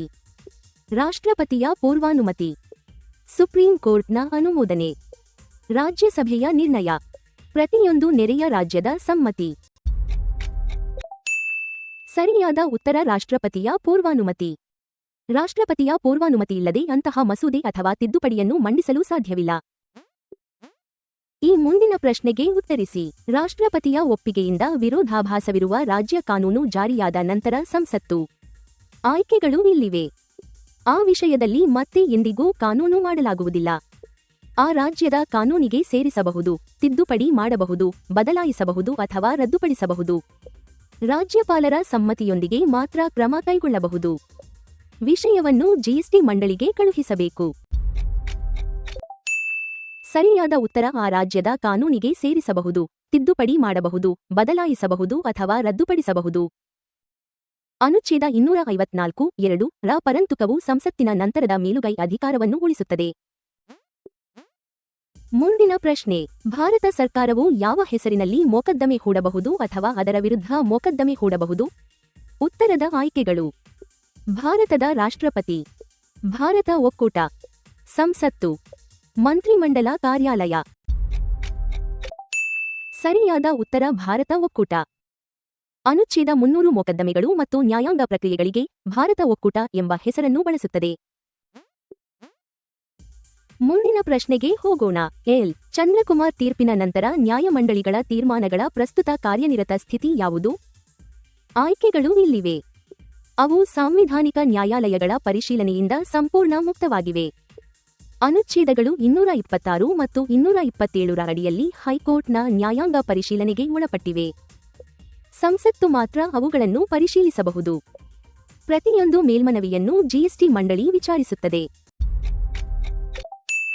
ಸರಿಯಾದ ಉತ್ತರ ಅನುಚ್ಛೇದಗಳು 226 ಮತ್ತು 227 ರ ಅಡಿಯಲ್ಲಿ ಹೈಕೋರ್ಟ್ನ ನ್ಯಾಯಾಂಗ ಪರಿಶೀಲನೆಗೆ ಒಳಪಟ್ಟಿವೆ. ಮುದ್ರಿತ ಅನುಚ್ಛೇದಗಳಲ್ಲಿ ವಿಶಾಲ ಹೊರತಾಗಿಸುವ ಪದಪ್ರಯೋಗ ಇದ್ದರೂ ನ್ಯಾಯಮಂಡಳಿಗಳ ತೀರ್ಮಾನಗಳು ಹೈಕೋರ್ಟ್ನ ನ್ಯಾಯಾಂಗ ಪರಿಶೀಲನೆಗೆ ಒಳಪಟ್ಟಿರುತ್ತವೆ ಎಂದು ಸುಪ್ರೀಂ ಕೋರ್ಟ್ ತೀರ್ಮಾನಿಸಿತು. ಈಗ ಮುಂದಿನ ಪ್ರಶ್ನೆ: ಅನುಚ್ಛೇದ 258 ರ ಅಡಿಯಲ್ಲಿ ರಾಜ್ಯದ ಕಾರ್ಯವನ್ನು ಕೇಂದ್ರಕ್ಕೆ ಯಾರು ವಹಿಸಬಹುದು? ನಿಮ್ಮ ಆಯ್ಕೆಗಳು: ಭಾರತ ಸರ್ಕಾರದ ಸಮ್ಮತಿಯೊಂದಿಗೆ ರಾಜ್ಯಪಾಲರು, ಸಮ್ಮತಿಯಿಲ್ಲದೆ ಮುಖ್ಯಮಂತ್ರಿ, ರಾಜ್ಯ ಚುನಾವಣಾ ಆಯೋಗ, ಹಣಕಾಸು ಆಯೋಗ. ಸರಿಯಾದ ಉತ್ತರ ಭಾರತ ಸರ್ಕಾರದ ಸಮ್ಮತಿಯೊಂದಿಗೆ ರಾಜ್ಯಪಾಲರು. ಅನುಚ್ಛೇದ 258(a) ಭಾರತ ಸರ್ಕಾರದ ಸಮ್ಮತಿಯೊಂದಿಗೆ ರಾಜ್ಯದ ಕಾರ್ಯಗಳನ್ನು ಕೇಂದ್ರಕ್ಕೆ ವಹಿಸಲು ರಾಜ್ಯಪಾಲರಿಗೆ ಅವಕಾಶ ನೀಡುತ್ತದೆ. 5ನೇ ಅನುಸೂಚಿಯ ಅಡಿಯಲ್ಲಿ ರಾಜ್ಯಪಾಲರು ಮಾಡಿದ ನಿಯಮವು ಯಾವ ಒಪ್ಪಿಗೆ ಪಡೆಯುವವರೆಗೆ ಜಾರಿಗೆ ಬರುವುದಿಲ್ಲ? ರಾಜ್ಯ ವಿಧಾನಸಭೆಯ ಅನುಮೋದನೆ, ರಾಷ್ಟ್ರಪತಿಯ ಒಪ್ಪಿಗೆ, ಹೈಕೋರ್ಟ್ನ ಅನುಮೋದನೆ, ಬುಡಕಟ್ಟು ಸಲಹಾ ಮಂಡಳಿಯ ಸಮ್ಮತಿ ಮಾತ್ರ. ರಾಷ್ಟ್ರಪತಿಯ ಒಪ್ಪಿಗೆ. ಪ್ರತಿಯೊಂದು ಇಂತಹ ನಿಯಮವನ್ನು ರಾಷ್ಟ್ರಪತಿಗೆ ಸಲ್ಲಿಸಬೇಕು ಮತ್ತು ರಾಷ್ಟ್ರಪತಿಯ ಒಪ್ಪಿಗೆ ದೊರೆಯುವವರೆಗೆ ಅದು ಪರಿಣಾಮಕಾರಿಯಾಗುವುದಿಲ್ಲ. ಅನುಚ್ಛೇದ 262 ರ ಅಡಿಯಲ್ಲಿ ಸಂಸತ್ತಿನ ಕಾನೂನು ಜಲವಿವಾದದ ಮೇಲೆ ಯಾರ ನ್ಯಾಯಾಧಿಕಾರವನ್ನು ಹೊರತಾಗಿಸಬಹುದು? ಅಧೀನ ನ್ಯಾಯಾಲಯಗಳ ನ್ಯಾಯಾಧಿಕಾರ ಮಾತ್ರ. ಸುಪ್ರೀಂ ಕೋರ್ಟ್ ಮತ್ತು ಇತರ ನ್ಯಾಯಾಲಯಗಳ ನ್ಯಾಯಾಧಿಕಾರ. ನ್ಯಾಯಮಂಡಳಿಗಳ ನ್ಯಾಯಾಧಿಕಾರ ಮಾತ್ರ. ರಾಜ್ಯ ಹೈಕೋರ್ಟ್ಗಳ ನ್ಯಾಯಾಧಿಕಾರ ಮಾತ್ರ, ಸುಪ್ರೀಂ ಕೋರ್ಟ್ ಅಲ್ಲ. ಸುಪ್ರೀಂ ಕೋರ್ಟ್ ಮತ್ತು ಇತರ ನ್ಯಾಯಾಲಯಗಳ ನ್ಯಾಯಾಧಿಕಾರ. ಅನುಚ್ಛೇದ 262 ಸುಪ್ರೀಂ ಕೋರ್ಟ್ ಮತ್ತು ಇತರ ನ್ಯಾಯಾಲಯಗಳ ನ್ಯಾಯಾಧಿಕಾರವನ್ನು ಹೊರತಾಗಿಸಲು ಸಂಸತ್ತಿಗೆ ಅವಕಾಶ ನೀಡುತ್ತದೆ. ಮುಂದಿನ ಪ್ರಶ್ನೆಗೆ ಹೋಗೋಣ. ಕೇಂದ್ರದಿಂದ ಪಡೆದ ಬಾಕಿ ಸಾಲವಿರುವ ರಾಜ್ಯವು ಮತ್ತಷ್ಟು ಸಾಲ ಪಡೆಯಲು ಸಾಮಾನ್ಯವಾಗಿ ಯಾರ ಸಮ್ಮತಿ ಪಡೆಯಬೇಕು? ಆಯ್ಕೆಗಳು: ರಾಜ್ಯಪಾಲರ, ಭಾರತ ಸರ್ಕಾರದ, ರಾಜ್ಯ ವಿಧಾನಮಂಡಲದ, ಹಣಕಾಸು ಆಯೋಗದ. ಸರಿಯಾದ ಉತ್ತರ ಭಾರತ ಸರ್ಕಾರದ. ಅನುಚ್ಛೇದ 293 ರಲ್ಲಿ ಹೇಳಿದ ಬಾಕಿ ಸಾಲ ಅಥವಾ ಖಾತರಿ ಇದ್ದರೆ ಕೇಂದ್ರದ ಸಮ್ಮತಿ ಅಗತ್ಯ. ಮುಂದಿನ ಪ್ರಶ್ನೆಗೆ ಹೋಗೋಣ. ಹುದ್ದೆ ತೊರೆದ ನಂತರ ಯುಪಿಎಸ್ಸಿ ಅಧ್ಯಕ್ಷರು ಮುಂದಿನ ಸರ್ಕಾರಿ ಉದ್ಯೋಗಕ್ಕೆ ಅರ್ಹರೇ? ಉತ್ತರದ ಆಯ್ಕೆಗಳು: ಕೇಂದ್ರದ ಅಡಿಯಲ್ಲಿ ಮಾತ್ರ, ರಾಜ್ಯದ ಅಡಿಯಲ್ಲಿ ಮಾತ್ರ, ಕೇಂದ್ರ ಅಥವಾ ರಾಜ್ಯದ ಅಡಿಯಲ್ಲಿ ಯಾವುದಕ್ಕೂ ಅಲ್ಲ, ರಾಜ್ಯಪಾಲರಾಗಿ ಮಾತ್ರ. ಸರಿಯಾದ ಉತ್ತರ ಕೇಂದ್ರ ಅಥವಾ ರಾಜ್ಯದ ಅಡಿಯಲ್ಲಿ ಯಾವುದಕ್ಕೂ ಅಲ್ಲ. ಅನುಚ್ಛೇದ 319 ಮಾಜಿ ಯುಪಿಎಸ್ಸಿ ಅಧ್ಯಕ್ಷರನ್ನು ಮುಂದಿನ ಸರ್ಕಾರಿ ಉದ್ಯೋಗಕ್ಕೆ ಅನರ್ಹಗೊಳಿಸುತ್ತದೆ. ಅನುಚ್ಛೇದ 312 ರ ಅಡಿಯಲ್ಲಿ ರಚಿಸಲಾದ ಅಖಿಲ ಭಾರತ ನ್ಯಾಯಾಂಗ ಸೇವೆಯಲ್ಲಿ ಯಾವ ಹುದ್ದೆಗಿಂತ ಕೆಳಗಿನ ಹುದ್ದೆ ಸೇರಿರಬಾರದು? ಕಿರಿಯ ವಿಭಾಗದ ಸಿವಿಲ್ ನ್ಯಾಯಾಧೀಶ, ಜಿಲ್ಲಾ ನ್ಯಾಯಾಧೀಶ, ಹೈಕೋರ್ಟ್ ನ್ಯಾಯಮೂರ್ತಿ, ಸುಪ್ರೀಂ ಕೋರ್ಟ್ ನ್ಯಾಯಮೂರ್ತಿ. ಜಿಲ್ಲಾ ನ್ಯಾಯಾಧೀಶ. ಅನುಚ್ಛೇದ 312(3) ಜಿಲ್ಲಾ ನ್ಯಾಯಾಧೀಶರ ಹುದ್ದೆಯನ್ನು ಕನಿಷ್ಠ ಮಟ್ಟವನ್ನಾಗಿ ನಿಗದಿಪಡಿಸುತ್ತದೆ. ಮುಂದಿನ ಪ್ರಶ್ನೆ: ಸರಕುಗಳ ಕೊರತೆಯನ್ನು ಪರಿಹರಿಸಲು ಅಂತರರಾಜ್ಯ ಭೇದಭಾವ ನಿಷೇಧದ ನಿಯಮಕ್ಕೆ ಯಾರು ವಿನಾಯಿತಿ ನೀಡಬಹುದು? ಆಯ್ಕೆಗಳು ಇಲ್ಲಿವೆ. ರಾಜ್ಯ ವಿಧಾನಮಂಡಲ, ಸಂಸತ್ತು, ಜಿಎಸ್ಟಿ ಮಂಡಳಿ, ಹಣಕಾಸು ಆಯೋಗ. ಮತ್ತು ಸರಿಯಾದ ಉತ್ತರ ಸಂಸತ್ತು. ಸರಕುಗಳ ಕೊರತೆಯಿಂದ ಆದ್ಯತೆ ಅಥವಾ ಭೇದಭಾವ ಅಗತ್ಯವಾದಾಗ ಅನುಚ್ಛೇದ 303(2) ಸಂಸತ್ತಿಗೆ ಕ್ರಮ ಕೈಗೊಳ್ಳಲು ಅವಕಾಶ ನೀಡುತ್ತದೆ. ಈಗ ಮುಂದಿನ ಪ್ರಶ್ನೆ. ಭಾಗವಹಿಸುವ ರಾಜ್ಯಗಳು ನಿರ್ಣಯಗಳನ್ನು ಅಂಗೀಕರಿಸಿದ ನಂತರ ಸಂಯುಕ್ತ ರಾಜ್ಯ ಲೋಕಸೇವಾ ಆಯೋಗವನ್ನು ಹೇಗೆ ರಚಿಸಬಹುದು? ಆಯ್ಕೆಗಳು: ರಾಷ್ಟ್ರಪತಿ ಅಧ್ಯಾದೇಶ ಹೊರಡಿಸುವ ಮೂಲಕ, ಸಂಸತ್ತು ಕಾನೂನು ಜಾರಿಗೊಳಿಸುವ ಮೂಲಕ, ಸುಪ್ರೀಂ ಕೋರ್ಟ್ ಅನುಮೋದಿಸುವ ಮೂಲಕ, ಹಣಕಾಸು ಆಯೋಗ ಶಿಫಾರಸು ಮಾಡುವ ಮೂಲಕ. ಸರಿಯಾದ ಉತ್ತರ ಸಂಸತ್ತು ಕಾನೂನು ಜಾರಿಗೊಳಿಸುವ ಮೂಲಕ. ಅನುಚ್ಛೇದ 315 ರಾಜ್ಯಗಳ ನಿರ್ಣಯಗಳ ನಂತರ ಸಂಸತ್ತಿನ ಕಾನೂನನ್ನು ಅಗತ್ಯಪಡಿಸುತ್ತದೆ. ಮುಂದಿನ ಪ್ರಶ್ನೆಗೆ ಹೋಗೋಣ. ಅನುಚ್ಛೇದ 244 ರ ಅಡಿಯಲ್ಲಿ ನಿರ್ದಿಷ್ಟ ಶಾಸನಾತ್ಮಕ ಅಥವಾ ಕಾರ್ಯನಿರ್ವಾಹಕ ಅಧಿಕಾರಗಳಿಗೆ ಪರಿಣಾಮ ಬೀರುವ ತಿದ್ದುಪಡಿಗೆ ಸಂಸತ್ತಿನ ಪ್ರತಿಯೊಂದು ಸದನದಲ್ಲಿ ಯಾವ ಬಹುಮತ ಅಗತ್ಯ? ಆಯ್ಕೆಗಳು ಇಲ್ಲಿವೆ. ಸರಳ ಬಹುಮತ, ಹಾಜರಿದ್ದು ಮತ ಚಲಾಯಿಸಿದ ಸದಸ್ಯರ 2/3 ಭಾಗದ ಬಹುಮತ, ಎಲ್ಲ ರಾಜ್ಯ ವಿಧಾನಮಂಡಲಗಳ ಬಹುಮತ, ಏಕಮತ. ಮತ್ತು ಸರಿಯಾದ ಉತ್ತರ ಹಾಜರಿದ್ದು ಮತ ಚಲಾಯಿಸಿದ ಸದಸ್ಯರ 2/3 ಭಾಗದ ಬಹುಮತ. ಅನುಚ್ಛೇದ 244 ಇಂತಹ ತಿದ್ದುಪಡಿಗೆ ಹಾಜರಿದ್ದು ಮತ ಚಲಾಯಿಸಿದ ಸದಸ್ಯರ ಕನಿಷ್ಠ 2/3 ಭಾಗದ ಬೆಂಬಲ ಅಗತ್ಯಪಡಿಸುತ್ತದೆ. ಅನುಚ್ಛೇದ 309 ರ ಅಡಿಯಲ್ಲಿ ಸಂಬಂಧಿತ ವಿಧಾನಮಂಡಲ ಸೇವಾ ಕಾನೂನು ಮಾಡುವವರೆಗೆ ನಿಯಮಗಳನ್ನು ಯಾರು ರೂಪಿಸಬಹುದು? ಕೇಂದ್ರ ಸೇವೆಗಳಿಗೆ ರಾಷ್ಟ್ರಪತಿ ಮತ್ತು ರಾಜ್ಯ ಸೇವೆಗಳಿಗೆ ರಾಜ್ಯಪಾಲರು. ಯುಪಿಎಸ್ಸಿ ಮಾತ್ರ. Supreme court. ಹಣಕಾಸು ಆಯೋಗ. ಕೇಂದ್ರ ಸೇವೆಗಳಿಗೆ ರಾಷ್ಟ್ರಪತಿ ಮತ್ತು ರಾಜ್ಯ ಸೇವೆಗಳಿಗೆ ರಾಜ್ಯಪಾಲರು. ಅನುಚ್ಛೇದ 309 ರ ಪರಂತುಕವು ನಂತರದ ಶಾಸನಕ್ಕೆ ಒಳಪಟ್ಟ ಮಧ್ಯಂತರ ನಿಯಮಗಳಿಗೆ ಅಧಿಕಾರ ನೀಡುತ್ತದೆ. ಅನುಸೂಚಿತ ಪ್ರದೇಶದಲ್ಲಿ ಸಂಸತ್ತಿನ ಅಥವಾ ರಾಜ್ಯದ ಕಾಯ್ದೆಯನ್ನು ವಿನಾಯಿತಿ ಅಥವಾ ಬದಲಾವಣೆಯೊಂದಿಗೆ ಅನ್ವಯಿಸುವಂತೆ ರಾಜ್ಯಪಾಲರು ನಿರ್ದೇಶಿಸಿದಾಗ ಅದು ಭವಿಷ್ಯದಲ್ಲಿ ಮಾತ್ರ ಅನ್ವಯಿಸಬಹುದು. ನಿರ್ದಿಷ್ಟಪಡಿಸಿದರೆ ಹಿಂದಿನ ದಿನಾಂಕದಿಂದಲೂ ಪರಿಣಾಮ ಹೊಂದಿರಬಹುದು. ರಾಜ್ಯಸಭೆಯ ಅನುಮೋದನೆಯೊಂದಿಗೆ ಮಾತ್ರ ಅನ್ವಯಿಸುತ್ತದೆ. ಯಾವುದೇ ವಿನಾಯಿತಿ ಅಥವಾ ಬದಲಾವಣೆಯನ್ನು ಹೊಂದಿರಬಾರದು. ನಿರ್ದಿಷ್ಟಪಡಿಸಿದರೆ ಹಿಂದಿನ ದಿನಾಂಕದಿಂದಲೂ ಪರಿಣಾಮ ಹೊಂದಿರಬಹುದು. 5ನೇ ಅನುಸೂಚಿಯ ಪ್ಯಾರಾ 5 ವಿನಾಯಿತಿಗಳು, ಬದಲಾವಣೆಗಳು ಮತ್ತು ಹಿಂದಿನ ದಿನಾಂಕದ ಪರಿಣಾಮವನ್ನು ಅನುಮತಿಸುತ್ತದೆ. ಪ್ರಶ್ನೆ ಸಂಖ್ಯೆ 99. ಜಿಎಸ್ಟಿ ಮಂಡಳಿಯ ತೀರ್ಮಾನಕ್ಕೆ ಕನಿಷ್ಠ ಯಾವ ಮತ ಬೆಂಬಲ ಅಗತ್ಯ? ಈ ಆಯ್ಕೆಗಳಿಂದ ಸರಿಯಾದ ಉತ್ತರವನ್ನು ಆರಿಸಿ. ತೂಕವಿಲ್ಲದ ಮತಗಳ ಸರಳ ಬಹುಮತ, ಹಾಜರಿದ್ದು ಮತ ಚಲಾಯಿಸಿದ ಸದಸ್ಯರ ತೂಕ ನೀಡಿದ ಮತಗಳ 4/3 ಭಾಗ, ಒಟ್ಟು ಸದಸ್ಯರ 3/2 ಭಾಗ, ಏಕಮತ. ಮತ್ತು ಸರಿಯಾದ ಉತ್ತರ ಹಾಜರಿದ್ದು ಮತ ಚಲಾಯಿಸಿದ ಸದಸ್ಯರ ತೂಕ ನೀಡಿದ ಮತಗಳ 4/3 ಭಾಗ. ಅನುಚ್ಛೇದ 279 ತೂಕ ನೀಡಿದ ಮತಗಳ 4/3 ಭಾಗದ ಮಿತಿಯನ್ನು ನಿಗದಿಪಡಿಸುತ್ತದೆ. ಈಗ ಮುಂದಿನ ಪ್ರಶ್ನೆ. ಅನುಚ್ಛೇದ 249 ಅಥವಾ 250 ರ ಅಡಿಯಲ್ಲಿ ಸಂಸತ್ತಿನ ಕಾನೂನು ಜಾರಿಯಲ್ಲಿರುವಾಗ ರಾಜ್ಯ ವಿಧಾನಮಂಡಲವು ಕಾನೂನು ಮಾಡಬಹುದು.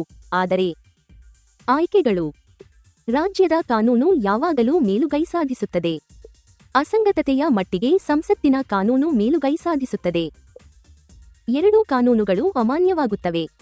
ಸುಪ್ರೀಂ ಕೋರ್ಟ್ ಎರಡನ್ನೂ ಅನುಮೋದಿಸಬೇಕು. ಉತ್ತರ: ಅಸಂಗತತೆಯ ಮಟ್ಟಿಗೆ ಸಂಸತ್ತಿನ ಕಾನೂನು ಮೇಲುಗೈ ಸಾಧಿಸುತ್ತದೆ. ಸಂಸತ್ತಿನ ಕಾನೂನು ಜಾರಿಯಲ್ಲಿರುವ ಅವಧಿಯಲ್ಲಿ ವಿರೋಧಾಭಾಸದ ಮಟ್ಟಿಗೆ ರಾಜ್ಯದ ಕಾನೂನು ಕಾರ್ಯನಿರತವಾಗುವುದಿಲ್ಲ. ಎಲ್ಲ 100 ಪ್ರಶ್ನೆಗಳು ಪೂರ್ಣಗೊಂಡಿವೆ. ವೀಕ್ಷಿಸಿದ್ದಕ್ಕಾಗಿ ಧನ್ಯವಾದಗಳು. ಈ ವಿಡಿಯೋ ಇಷ್ಟವಾದರೆ ಲೈಕ್ ಮಾಡಿ, ಸ್ನೇಹಿತರೊಂದಿಗೆ ಶೇರ್ ಮಾಡಿ ಮತ್ತು ಕನ್ನಡ ನಾಲೆಡ್ಜ್ ಬ್ಯಾಂಕ್ ಚಾನೆಲ್ಗೆ ಸಬ್ಸ್ಕ್ರೈಬ್ ಮಾಡಿ.